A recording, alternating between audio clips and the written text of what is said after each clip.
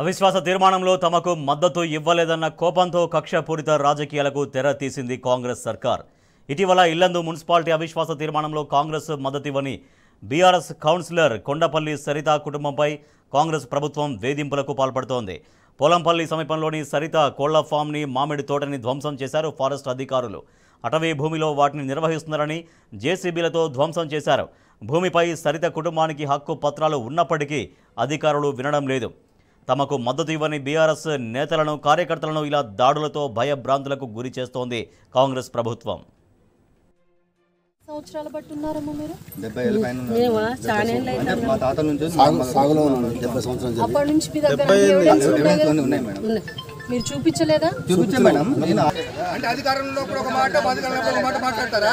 అధికారంలో ఒక మాట మాట్లాడతారా సార్? అధికారంలో ఒక మాట మాట్లాడతారు, లేకపోతే ఇంకో మాట మాట్లాడతారా? మీరు ఇల్లెందుకు ఎంత దూరంలో ఉన్నారు? గతంలో మీరు ఇక్కడ ఎఫ్ఆర్ఓ చేసిన వ్యక్తే కదా, మరి ఇన్ని రోజులు గుర్తుకు రాలేదా? ఇవన్నీ ఫారెస్ట్ ల్యాండ్. కాంగ్రెస్ పార్టీ వ్యతిరేకంగా ఓటు ఏదలుచుకుంటే ఆ కౌన్సిలర్ని బదనాం చేస్తారు అని కూలగొడతారు. అడిగాను కదా, 100 సార్లు అడిగాను నేను. 100 సార్లు అడిగాను మిమ్మల్ని. మీ ఆఫీస్కి మీ లెటర్లు కూడా పంపించాము, ఆర్టీఆర్ ఇచ్చాము. నేను కూడా ఎమ్మెల్యేగా ఉన్నప్పుడు మిమ్మల్ని గంట సేపు కూర్చోబెట్టి మాట్లాడాను. అధికారులు ఆదేశంతో మేము చేసినాం. అవును సార్, రిపోర్ట్ వేసి సార్, రిపోర్ట్ వేసి సార్, రిపోర్ట్ ఇవ్వండి. ఆ ఫారెస్ట్ అని మాకు రిపోర్ట్ ఇవ్వండి, మేము చూస్తాం. ఇక్కడ ఉన్న వాళ్ళకి ఇవ్వండి, ఏం దగ్గర ఇవ్వండి.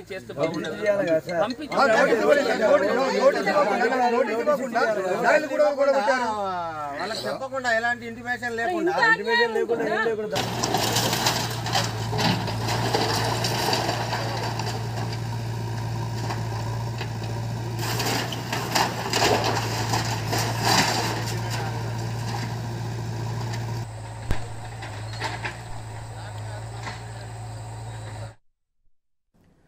కోళ్ల ఫామ్, మామిడి తోటల్ని ధ్వంసం చేయడం పట్ల మాజీ ఎమ్మెల్యే హరిప్రియ నాయక్, స్థానిక బీఆర్ఎస్ నేతలు, స్థానికులు అధికారులను నిలదీశారు.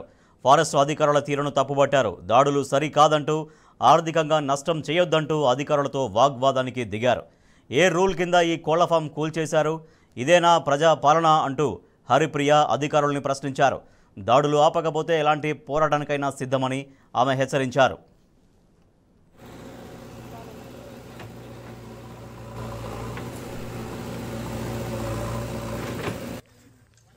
ఆయన అడుగుతున్న ఎవరు ముసుకుని వెళ్ళిపోతున్నారు సార్? మరి ఎవరు సమాధానం చెప్పాలి? వీటికి ఎవరు సమాధానం చెప్పాలి? అంటే ఎవరి దాని వారు వెళ్ళిపోతుంది. దీనికి ఆన్సర్ ఎవరు? మరి బాధ్యులు ఎవరు?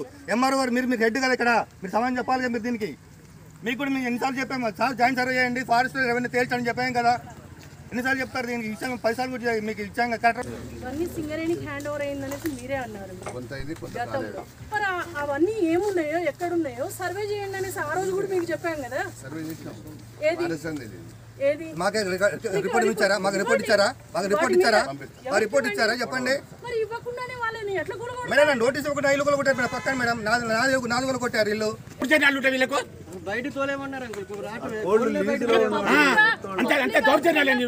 కిడ్నాప్ చేస్తే దిక్కులేదు. సమాజం చదవకపోతారు ఒక్కొక్కరు.